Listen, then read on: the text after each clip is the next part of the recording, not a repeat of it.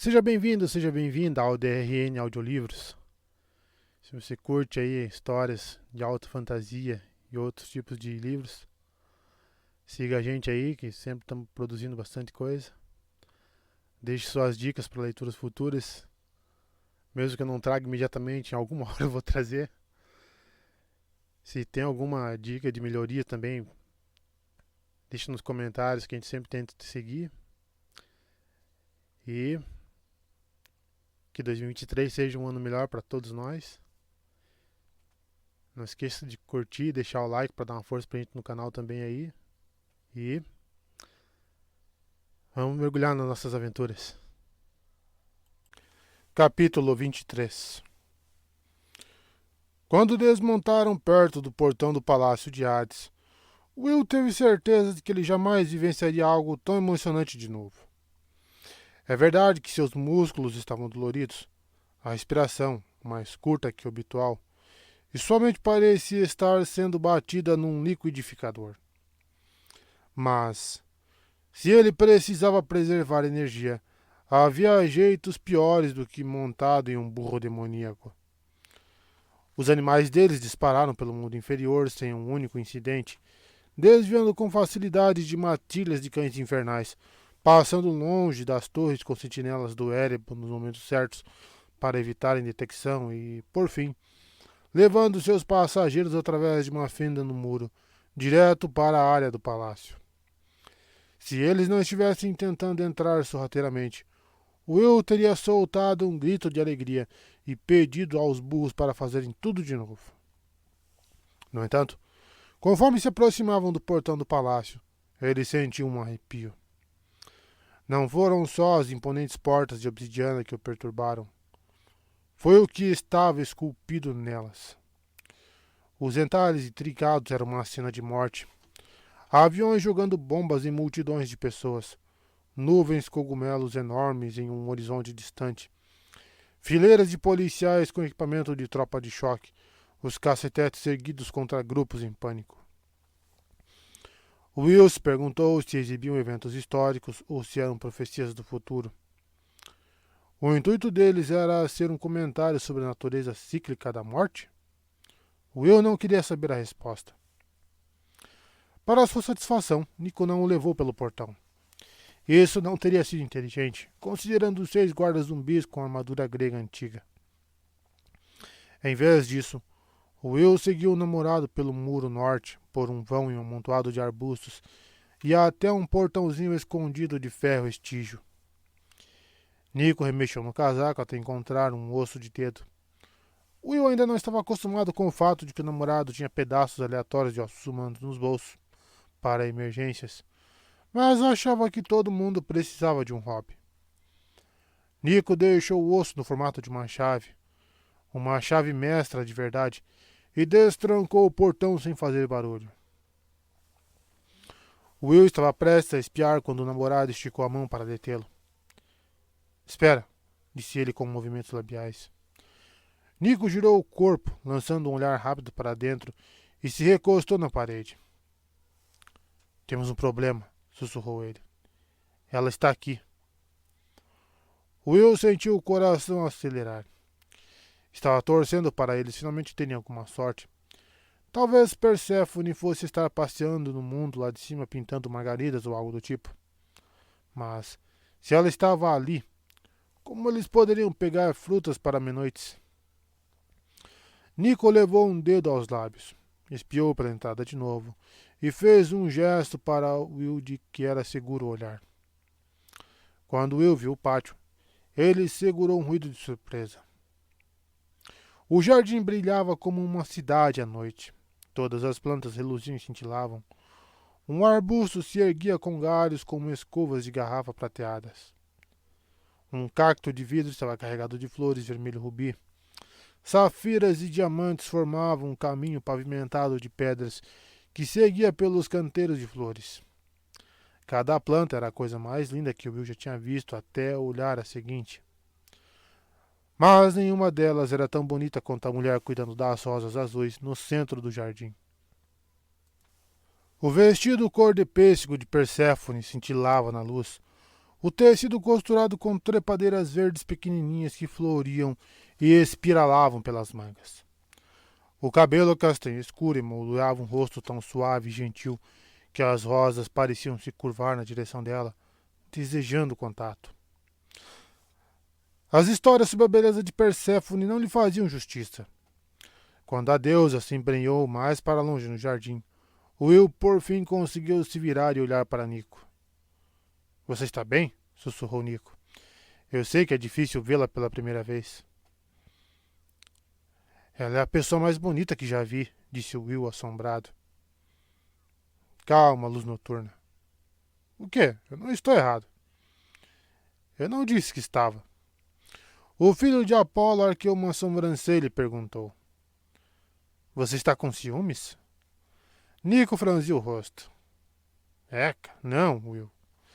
Estou tentando não achar estranho você estar fascinado pela minha madrasta.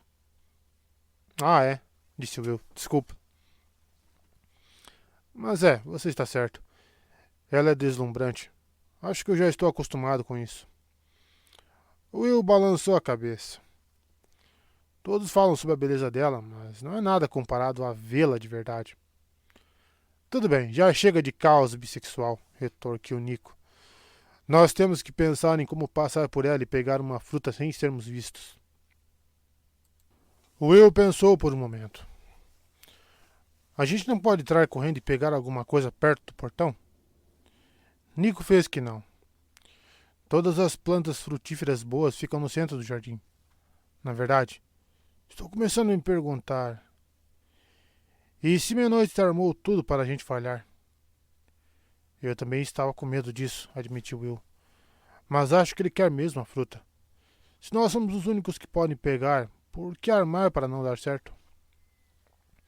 Nico inspirou fundo. Tudo bem. Vamos tomar o máximo de cuidado. Entrar, pegar a fruta e sair. Com sorte, Perséfone vai ficar do outro lado do jardim por um tempo. Fica perto de mim, combinado? Will assentiu e os dois passaram pela entrada nas pontas dos pés. Viraram para a direita, agachados atrás de uma cerca viva densa com folhas prateadas. Will, ainda enfeitiçado pelo local, esticou a mão e tocou em uma. Isso é incrível, sussurrou ele. Como isso tudo cresce aqui sem luz do sol? Nico encarou Will com uma expressão familiar, algo entre irritação e preocupação. É como as árvores que Menoite nos mostrou, respondeu Nico. A vida encontra um jeito de persistir, mesmo na terra dos mortos. Um pensamento ocorreu a Will. É como você, então.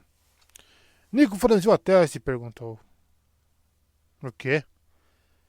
Você encontrou um jeito de sobreviver até no Tártaro. Você é um dos únicos semideuses que conseguiram. Eu fui sequestrado por dois gigantes que desejavam se tornar famosos. Não foi nada heróico. Não faz isso. Will tocou no rosto dele, encarou seus olhos escuros. Você sobreviveu. Continua sobrevivendo. Você passou por mais coisas nos seus 15 anos do que a maioria das pessoas na vida toda.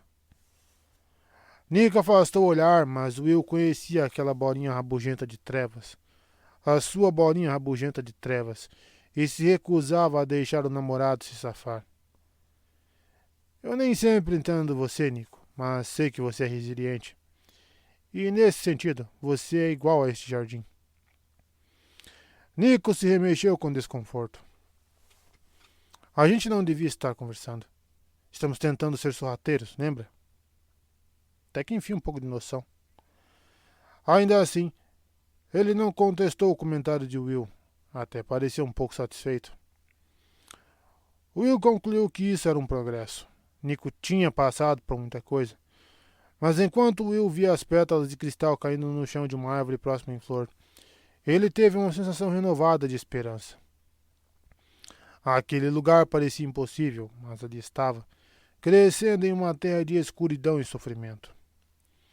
Ele achava que escuridão e vida podiam coexistir. Não. Nico tocou no ombro dele. Acho que ela entrou. Vamos.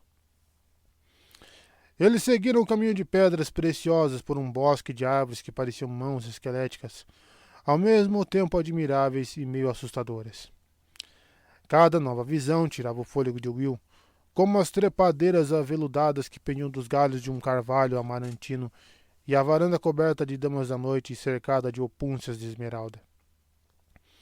Nico o guiou pelo centro do jardim, onde um pomar grande envolvia um chafariz de 3 andares. Um aroma doce de xarope chegou às narinas de Will. "O que é aquilo?" perguntou ele. "As romanzeiras." Minotes não especificou que tipo de fruta ele queria. Então, por que não uma romã? É a fruta que representa Perséfone, afinal. Will franziu a testa.